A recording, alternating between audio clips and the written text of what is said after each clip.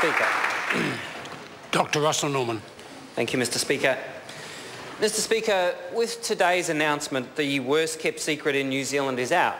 John Key and his government are dragging us by the bootlaces into another US-led Middle East war for an undisclosed amount of time, with a lack of clear goals or exit strategy, and with no vote in this Parliament. Yep, you heard it right.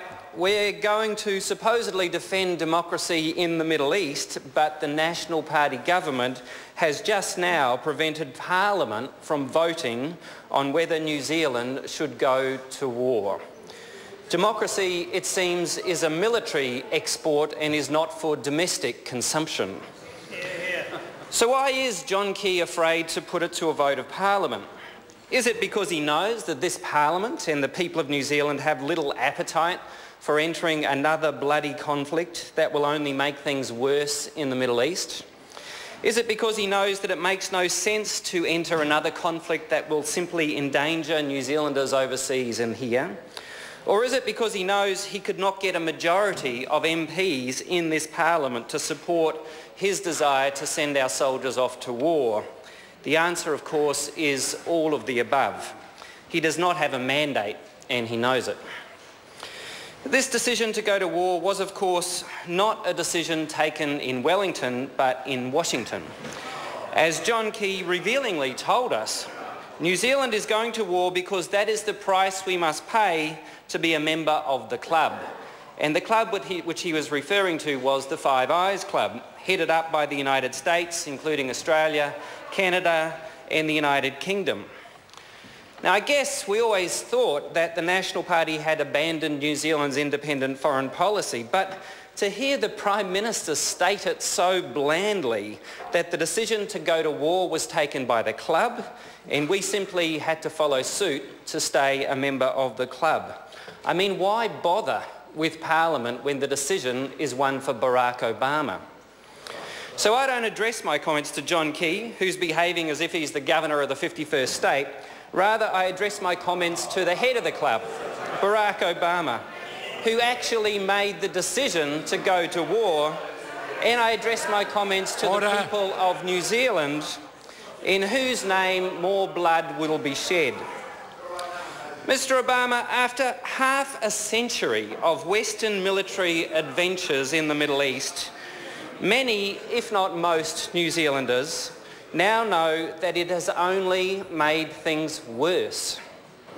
And people in the Middle East understand this too. It's hard to know exactly where in the history to start, but one obvious contender is when in 1953 the United States and the United Kingdom orchestrated the overthrow of the democratically elected Mossadegh government in Iran, because Mossadegh threatened the flow of cheap oil to the West. Through our actions in 1953, we told the people of the Middle East that cheap oil was more important to us than democracy. Following the history, notable mention should go to Madeleine Albright. In 1996, US Ambassador to the United Nations said in reference to the sanctions that against Iraq killing 500,000 children, she said, and I quote, "We think the price is worth it." We told the people of the Middle East through our actions that their children's lives are of no value to us and can be sacrificed to foreign policy goals. And the people of the Middle East remember that. And perhaps special mention should go to a more recent example, which is when the CIA, they used a fake vaccination program in order to gather intelligence on Osama bin Laden quite recently. In the process, they added to Pakistani suspicion against Western medicine, resulting in a dramatic drop in vaccinations in Pakistan and a rapid takeoff in polio cases in Pakistan. We told the people of Pakistan through our actions that revenge was more important to us than our medical science. Every Western bomb, Mr. Obama, that has been dropped on the people of the Middle East over the last half century has only added to the ISIL recruitment queue.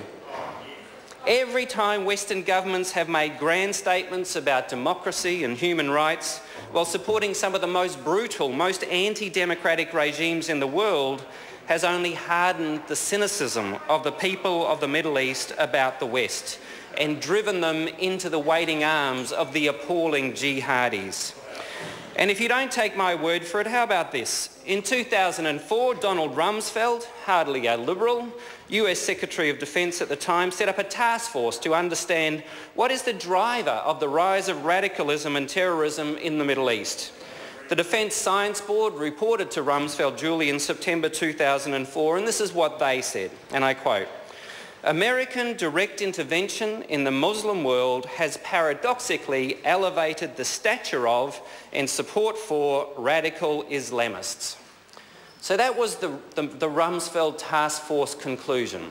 American intervention was adding to the stature of the radical Islamists, the jihadis, and adding to their support. And he said, they went on to say, it's diminishing support for the United States. So it's producing the opposite effect of what we claim to be aiming for, because, let's face it, killing hundreds of thousands of civilians tends to have that effect. The Rumsfeld Task Force went on, and I quote it said, "Muslims do not hate our freedom, but rather they hate our policies.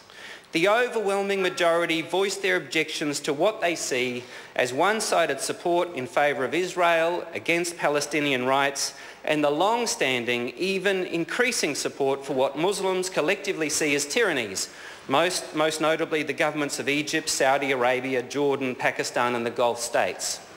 That was the conclusion of Donald Rumsfeld's own task force.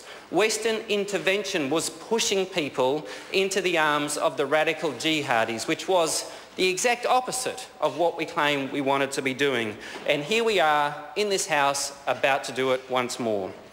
The report went on to say, when American diplomacy talks about bringing democracy to Islamic societies, this is seen as no more than self-serving hypocrisy. In the eyes of Muslims, the occupation by America of Afghanistan and Iraq has not led to democracy there, but only chaos and suffering. Therefore, the dramatic narrative since 9/11 has essentially borne out the entire radical Islamist bill of particulars. American actions have elevated the authority of the jihadi insurgents and tended to ratify their legitimacy amongst Muslims.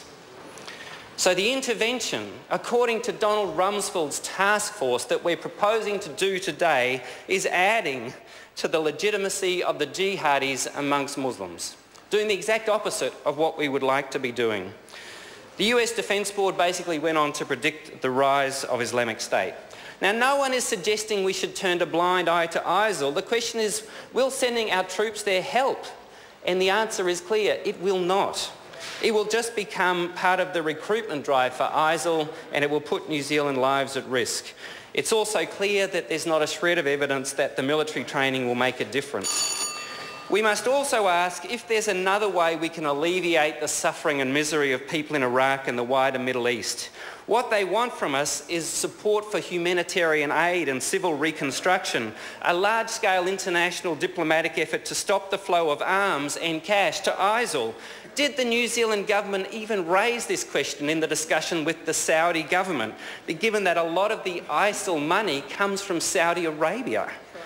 New Zealand holds a seat on the United Nations Security Council. That is an opportunity to make a difference and to use our diplomatic weight to try to find a solution to the ISIL crisis, but the broader crisis across the Middle East. Instead, we have another foreign intervention in Iraq, just like George Bush in 2003, another coalition of the willing, those who are willing to put their heads in the sand and their lives at risk. When it comes to Western military interventions in Iraq, New Zealand and the world has been there. We've done that. It didn't work. It was a mess. If we want to find lasting peace in the Middle East, we need to be a voice of justice. We need to be a voice for human rights and democracy.